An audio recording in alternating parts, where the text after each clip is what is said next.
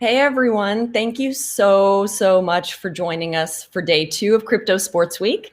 I'm Jasmine Maietta, founder of Round 21 and co-creator of Crypto Sports Week. And I'm really excited to take the team through that's tuning in live and definitely on demand through a primer that's designed to go from yesterday's kind of rookie session around the NFT ecosystem and sports to now a little bit around the fundamental building block of monetizing NFTs in multiple marketplaces, which is number one, setting up your wallet. We started yesterday's session with kind of the ecosystem and ended with a very superficial look at setting up a wallet. But I'm really proud to have one of the creators of Portis, a wallet service and also a platform, here to talk about why having a wallet is critical to building on top of blockchain, consuming content on the blockchain, but also what the Portis wallet is all about, as well as he'll share his screen. Scott's going to go through, exactly what we need, and the chat is available for questions live. But he's going to go through, again, how to set up a wallet in case there's any troubleshooting from yesterday that you guys experienced. And a little bit then from there, time permitting in the 30 minutes we have, of some of the applications of using your wallet, just very generally. So with that, Scott, thank you so much for joining us. We know you're really busy. This landscape moves like a month of business happens in a day. But if you don't mind, maybe first introducing yourself. And from there, I'll let you take it, share your screen, and go through this primer for the team. Perfect. Jasmine, first of all, thank you so much for having me here today. I'm excited to speak about the wallet ecosystem at large, the history, where we are today and where things are going. So thank you for having me. Super excited to be here. I guess I'll start with my background. Traditional entrepreneur. I'm not going to get into the whole full story here of my decade plus of being an entrepreneur. However, how I relate to athletes in that regard is I do what it takes to be successful in an honorable way. My first company I started, it took me 2 years to get funding, and I lived homeless in New York City, living out of my first co-working space, and then hopping around for a year and a half, eating at the Bowery Mission every single day while trying to raise capital. So I know the drive it takes that athletes have, and by no means am I an athlete. However, I commend everyone for the drive and success that they've had thus far in their careers. So fast forwarding all the way to this ecosystem of wallets and blockchain and dApps and marketplaces and NFTs. Let's talk about wallets, right? So wallets are really important in this ecosystem because to engage in Web3, you need to have a private key and a public key. And those keys gives you access to different applications. Now, I sort of hate diving into the tech itself because I believe we're going to get to a point where, just like when I use my cell phone, I actually have no clue what's happening in the behind the scenes. I don't know where the signals are coming from, what chips and processors are built into it. And I think just similar to blockchain and wallet technology, we're going to get to that place as well where you'll be using the applications that you want to gain the value in a simple way. Obviously, though, with blockchain and wallets, there's a little more that you need to know, and that's why the user experience has been a bit cumbersome. So MetaMask was probably the first Web3 provider which gained a lot of attraction, mostly for developers at first, to be able to build into the ecosystems, to be able to engage with the end consumer. So I'm actually going to give a simple example here. What it's like for a new user to go on to an application or a marketplace to experience an NFT, first with MetaMask and then coming with Portis. Okay, so let me share my screen.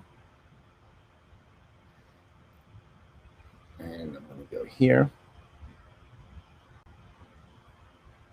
Bear with me one moment while I find everything that needs to be here. Okay, great. So this is going to be an example of a user coming to an application for the first time, and they see that they want to adopt some type of cute NFT puppy. So let's go ahead and press play. So here we go.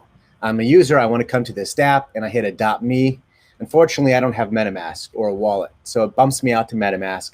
It tells me to go get this Chrome extension. So I'm like, okay, let's go get this Chrome extension. I say, let's add it. Okay, let's get started. Now I'm going to create a wallet. Okay, I agree to all this information. I read it. I trust it. I'm going to create a password. I'm going to create and confirm my password. I read the terms of service, and it says back up your phrase or do it later. I'm going to say remind me later, which I don't know that ramifications. I'm going to come back to the application, and I'm going to hit Adopt Me. Unfortunately, I have no funds in my wallet, so I can't actually adopt it. Oh, no. Well, if this application had a Portis implemented, I could go to it, hit Continue, create new wallet, put in an email, now create a password with that email, and confirm that email, or confirm the password. And now I register. And what that does is it encrypts your private keys with end-to-end encryption like LastPass or OnePass. And then I hit Adopt Me, and you can see the network is free, and I confirm the transaction. I've actually just adopted that cute little crypto puppers. I think maybe Jasmine walked some people through it yesterday. So that's the fastest way we wanted to showcase if I were to do and create a wallet with MetaMask, the fastest way possible. However, normally with a new user, it probably takes a few more minutes, especially if they're going to read everything and back up their private keys. But as you saw with Portis, all you need to do is create an email and password. So what happens after you create that email and password? So now, essentially, you have a Portis wallet that gives you access to different applications. And you can use that on any browser. You can use it on... Whoa. Pausing here. As Yes. Somebody in the sports community who I know, and I have friends who are tuning in and are like, this is awesome, but what's a DApp? That's a great question, Jasmine. A DApp is a decentralized application. So we could just call them apps, but anything really built on Web3, we call them dApps, just for the sake of decentralized applications, making that note to it. Great. Now, So go ahead, please. No, I was just going to say, at this point in time, before I even go further, are there any questions from the audience, or Jasmine, do you have any questions thus far? Great question. Well, I would say what you just blazed through was two different ways that wallets could, and there's many ways, right? But two different ways that you can create a wallet right now that provides the ability for you to access or purchase within Web3. And one of them that's kind of a well-known or often guided answer to how do I buy something on the blockchain is MetaMask, which has a unique, extension. It's web browser. I think they have a mobile application now as well. And it has a few gated steps to then getting Ethereum and go. But what Portis provides is a more intuitive approach, which you have kind of created to help be more simple as well as common based on using your email only. And now you were going to go through, I think, the next step, right? Yeah, exactly. And what I was going to show now is, unlike MetaMask, if you installed MetaMask into your browser and you want to access your MetaMask on your phone or other places, you're sort of locked into that account. With Portis, we give you that we enable you to have like a cloud-based experience. So remember, Portis is two things. One, we're a toolkit for developers. So people that are actually building NFT marketplaces like OpenSea or Super Rare or different games that you can play to earn. We have a toolkit for them that they could implement this login solution in their companies or in their brands. And that's really important because we want people and companies to focus on building their best product while enabling the end consumer the easiest experience. And so what I'm going to show you right now is the end consumer wallet. And mind you, a lot of things are about to change within our user experience and UI. However, so I'm going to go to wallet.portis.io. I don't know if you saw some Walmart and Wayfair stuff we're in the process of buying furniture for a home that we don't live in yet. My wife loves that stuff. So she always sends me for approval. Hey, do you like this couch? Okay. So the first thing you see when you go to wallet.portis.io, and actually I'm going to log out so I can show you me just logging in. So log out is here. I already have my email and password here because we use persistent sessions. So if you logged in within the day, it can automatically keep you logged in for you. So you don't have to keep logging in to different applications. So as you see, there's token side and there's a collectible side. Collectibles is where there are NFTs and you can see your NFTs that you have. For instance, this is an NFT called POAP, which means proof of attendance. So these are different conferences I've been to in the ethereum and blockchain ecosystem. If I wanted to, I can sell one of these directly from the wallet to OpenSea, or I could view it internally to the company's site. If I wanted to top off my wallet with Ethereum, I could hit buy.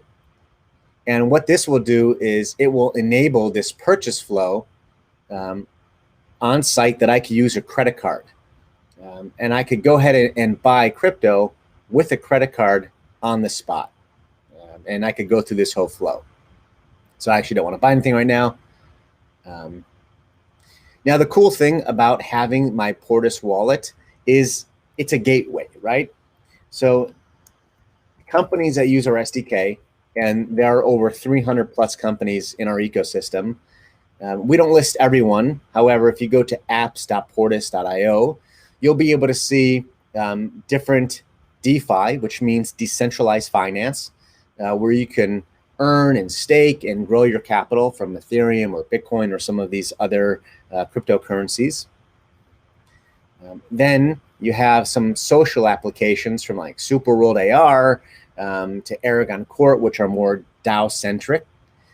If DAO means a decentralized organization, then you have different marketplaces like Known Origin or OpenSea or Rarible or SnarkArt. So if I wanted to go to, let's see, Known Origin, now you can see the login buttons here. I should be able just to click this and it should enable me to log in automatically because I'm already logged in with my Portis account. So I select my Portis account and I'm logged in. If I wasn't logged in, I would be able to do, can you bring me back in? If I wasn't there, what I would be able to do, and again, I'll log out of my Portis wallet to show you what it would look like for the very first time going to Known Origin. So let's go, let's just refresh this page. So if I was at Known Origin where these cool NFTs, and I wanted to click on one and potentially buy one or make an offer, I would hit buy. I would then go to Portis. And now this login pops up here where it says, continue to Known Origin, log into your secure gateway to the blockchain. So I hit my wallet, my account, now I'm logged in. Okay, Scott, I just want to pause there. And just for the record, Portis is not an endorser or sponsor of Crypto Sports Week at all, but I am learning a ton. And what I have just seen and kind of felt is a more seamless kind of cross-platform wallet that allows me to surf what I'm familiar with, like the web, whether I'm buying an NFT or considering buying an NFT. I feel like my Portis wallet is tracking wherever I go. And then the second thing is that using an email versus going through what I typically have done is like open my Coinbase account, have swapped or sent Ethereum to my MetaMask wallet. Not to say that the MetaMask wallet isn't great. If someone is looking for a more intuitive, seamless wallet to open, it does feel like Portis has that down pack kind of. And then as you were going through, just in case there are any teams or leagues or artists who are looking to create either their own platform, I see So Rare here. You are actually a fundamental aspect of some of the most well-known fundamental wallet that is acceptable for some of the more well-known properties in the space, like a super rare, like a so rare, like a known origin and open sea, correct? Correct. Yeah. Awesome. Okay, keep going. This is great. Because athletes are here, I figured let's go show global fantasy football. I think they do a fantastic job of how they've built their site. Let's see. Back to home. So Sareer's cool. They do something in a unique way. So not everyone needs to build their marketplace in a 100% decentralized manner. It's completely okay if you're building something and it's semi-centralized, meaning that you want your own login solution so that you can engage with your audience. Because when you're fully decentralized and your login, if you're single sign-on, meaning if it's only the Portis login, you'll have to ask the permission of the user to pass your email to the company. What Sorare does is they have their own sign-on, so I can log in with my account here. And the only time a wallet is suggested or you engage with it is when you're dealing with the NFTs. And that's truly where it matters the most, because the answer is where the value is and where you want to engage with it within your wallet. I've never played the game just because I'm not a fantasy football player. I spend most of my time, I don't know, talking with people about NFTs these days. However, if I wanted to, I could go to my wallet here and I could log into Portis and I would be able to engage within the ecosystem and deposit more and or top off more to buy something within the Sorare game and ecosystem. What I wanted to show you is this really cool purchase flow that you can do. So say I didn't have any ETH in my wallet at all. And I went to some marketplace for the very first time. We enable something that I'm not sure if anyone else does like we do, this purchase flow, we call it. But let's say I wanted to buy some type of flower. This is some game. I hit buy. I clearly do not have enough ETH.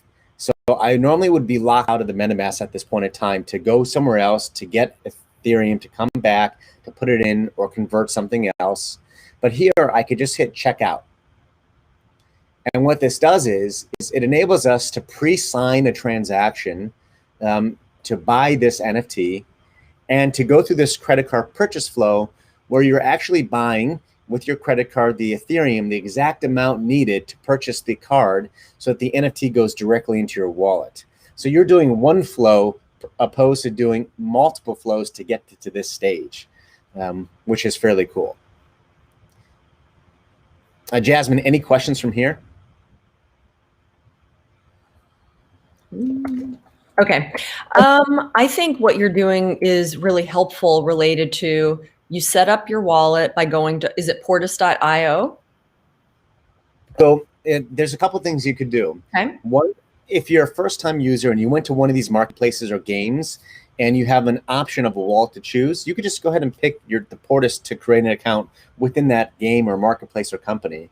If right now you want to create your own account, you would just go to wallet.portis.io, in which that would be your login that you use in any of those marketplaces or games at that point in time.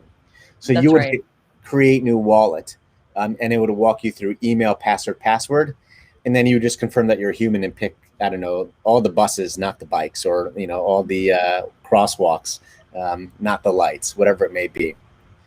But I already have an account, and once you're logged in, you will get an email suggesting to back up your private keys. Because remember, since we are self-custody, we don't hold your private keys. You are in full control of all your assets. What you want to do is make sure, one, remember your password, because if you don't remember it, there's nothing no one can do unless you've backed up your private keys. Now, the great time for the first user is we send you an email as a reminder, hey, email and password. However, go into your menu and there's something called a recovery phrase. Now, I'm actually not going to click on it because that's what encrypts my private keys and I can access my wallet from there. That's what you want to go to, and you want to write that down somewhere. That's very important. Yeah, so I just want to reinforce that point because, again, certain people have probably been hearing bits around what all of this means over the course of the last couple of months. And one of the things that's very common, at least on Clubhouse or in some of the Reddit chats, is this idea of never, ever, ever lose your pass key or seed phrase. Yeah. And never, ever, ever email it to yourself, or some of the common things we do because we're so busy and have so many.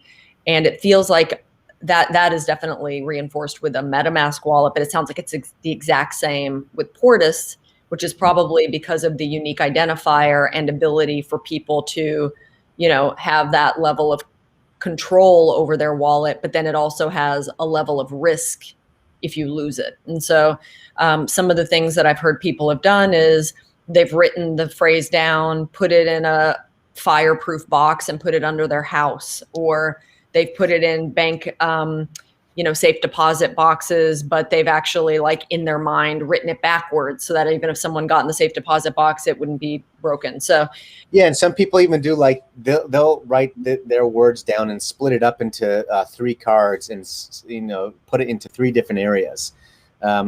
However, I think, and everyone to their own security, right? I keep it in one spot locked up. At the same time, I also have it memorized. And I think for anyone who, a really great trick for memorization is mind maps. I don't know if anyone knows what a mind map is, but if you do, sorry for repeating this information. But a really simple way to remember information is creating a mind map. What that is as a human, spatial memory is much more compatible for how we think. And so if you think about the home you grew up in, or a space you spent a lot of time in, and you take one of those words and you walk around your home and you put that word in a place in your house that you remember, and then attribute something crazy to it, it'll be very easy for you to visually walk through your home and pick those words back up to collect it at a later point in time. I'm sure maybe some of you use that for, I don't know, maybe different plays in sports. I don't know. All right, so that's the general overview of how to create your wallet. It's really simple. I mean, there's not much to teach, right? You put in an email, you create a password, and it encrypts your private keys. You'll get an email saying, welcome to Portis. It's important that you back up your recovery phrase. And now you have this account that gives you access to this whole ecosystem. And, taking this a bit further, there are multiple blockchains, right? Not just Ethereum. You have Matic Network or Polygon or XDAI. We support multiple networks, and we will continue to add different blockchains to our ecosystem where we see more development to support the needs of the developers and the users. Awesome. Well, I, think that we've nailed the objective of this primer, which is very simply how to set up a wallet. There are many wallets that are available to us as, we enter into this new space, but the one that we invited to this primer happens to be one of the few more recently that is allowing us to create a wallet with a more intuitive user flow and experience, predominantly rooted in it being based on your email address, as well as Portis has been able to create a very comprehensive kind of relationship with a lot of the platforms that tend to be most used currently by people who care about sports and art. Not to say that's the only, Top Shot, for example, is built on Flow, and I don't know if does Portis work with because Flow is its own, yeah, we correct. Yeah, but we wanted to make sure that we did a deep dive so that there was this ability for you to understand a couple of the philosophies and generally the fundamentals of why you need a wallet on the blockchain, what you need to do with Portis as the example. And then as we left yesterday, please do your homework, and the way to learn is to ask. And so we appreciate all of you guys tuning in. This will be available on demand. We know it's, Wednesday morning and it's a work week, but we wanted to make sure we captured this undivided attention around setting up a wallet, because from there you can do a lot of things. You can buy and sell, and we know that the creator economy and athletics is really going to want to dive into some of those philosophies later in the week. Looks, If yeah, any, please go ahead. no, I was just going to say, if anyone has any questions, not only, I've been in this space for a multitude of years. If you have any questions regarding help with developing something, and or if you're looking for teams or dev shops, or questions about other wallets, or how to implement, I don't know, pretty much anything, I'd be more than happy to sit down and help you guys out, and ladies as well. I say guys generally, I apologize. However, always here to help and share knowledge. We try to be as interoperable and open-handed and sharing ecosystem as possible. It's great. Want to leave with one last question. What is the most frequently asked question you get, just like coming across your desk, or something that everybody asks? Just want to kind of give that microphone to you in case we did leave anything, on the cutting room floor. Well, that's funny that you asked. Right now, I get a lot of people reaching out to me saying, hey, which NFTs should I buy? So a lot of people are really interested in investing within NFTs. However, I tell them, listen, NFTs and buying something is personal. It should be personal to you. If you like it, you should buy it. So don't ape or herd into what people are doing. You should do what you enjoy and not be influenced in that regard. Yeah, I think that's it on big questions that I've been getting recently in the past few months.